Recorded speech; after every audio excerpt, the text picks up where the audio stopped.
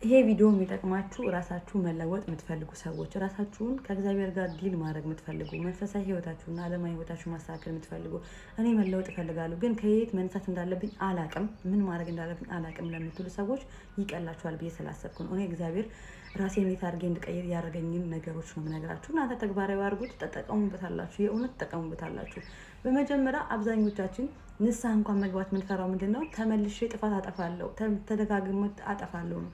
ዓለም ላይ ስንኖር፣ ምድር ላይ ስንኖር በመጀመሪያ ማሰብ ያለብን እግዚአብሔር የሚፈልገውን መንገድ ህግጋት መፈጸም አንችልም፣ በራሳችን አንችልም፣ ከእግዚአብሔር ጋር ሆነን ነው እንጂ።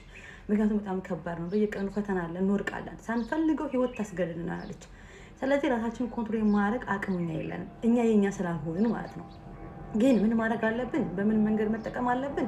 ከእግዚአብሔር ጋር ዲል በማድረግ በመጀመሪያ ራሳችን ቀለል አድርገን አሳልፈን እኔ መሰራት አለብኝ፣ መቀየር አለብኝ። እንዴት አላውቀውም፣ ግን እግዚአብሔር ይመራኛል ብላችሁ ከእግዚአብሔር ጋር ዲል ማድረግ።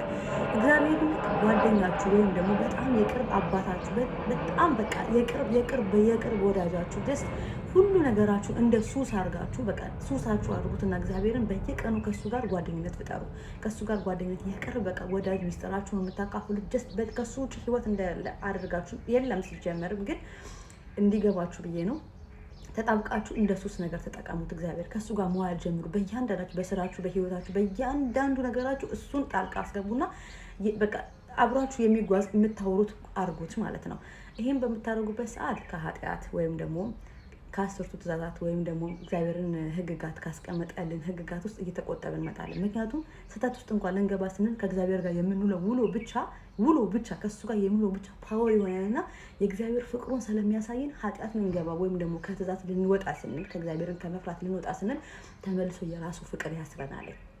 እግዚአብሔር ፍቅሩ ራሱ ያስረናል፣ ያንበረክከናል። እዚህ ምድር ላይ ምንም ነገር ላያንበረክከን ይችላል፣ ግን የክርስቶስ ፍቅር ግን ያንበረክከናል። ስለዚህ እያንዳንዱ ነገሮችን ከእግዚአብሔር ጋር አድርጉትና ኃጢአትንም ሆነ እግዚአብሔር ትእዛዛት ካወጡልን ህግጋቶች ሁሉ የምንቆጠብበት ራሳችን የምንለውጥበት መንገድ ይሄ ብቻ ነው። ሌላ መንገድ ምንም የለም። ከእግዚአብሔር ጋር ጓደኛ ስትሆኑ ብቻ ነው መንገዱ የሚታያችሁ። ፍቅሩ፣ ቸርነቱ፣ ደግነቱ፣ አባትነቱ፣ የእግዚአብሔር ቁጣ፣ የእግዚአብሔር ኃይለኝነት የሚታወቃችሁ ከሱ ጋር እግዚአብሔር ስትተዋወቁት ነው። በዛን ሰዓት እናንተ ሳታስቡት ዲሲፕሊን ያለ ሰው እግዚአብሔር የሚፈልገው አይነት ሰው ናችሁ። ራሳችሁን እንኳን አይታወቃችሁም። ለውጣችሁን ሰዎች ይነግራችኋል። ይሄ ሰው ግን የተለወጠ ነው፣ ምን አግኝቶ ነው? ለውጡን ሰው ነው የሚነግራችሁ። ከዛ አልፎ ደግሞ በውስጣችሁ እናንተ ራሱ ሌላ ማንነት የተገጠመላችሁ ነው ይመስላችሁ እና አታውቁትም። ይሄ ሰው ነኝ እስክትሉ ድረስ ነው የምትደርሱት። እና በራሳችሁ አትታገዱ። ራሳችሁን አሳልፋችሁ ለአባታችሁ ስጡ፣ ለባለቤታችሁ ስጡ። እሱ እንዴት አድርጎ እንደሚቀይራችሁ መጣችሁ ኮሜንት ጻፉልኝ። እኔ ራሴን አላውቀውም። አሁን ውስጥ ያለው ሰው ማን ነው የምለው አንዳንድ ጊዜ። እወዳችኋለሁ። ስለ ፕሌኑ በጣም ይቅርታ። ለ4 ለ5 ጊዜ ነው እንግዲህ ዲሊት አድርጌ የሰራሁት። በጣም ይረብሻል ፕሌኑ። በጣም ይቅርታ።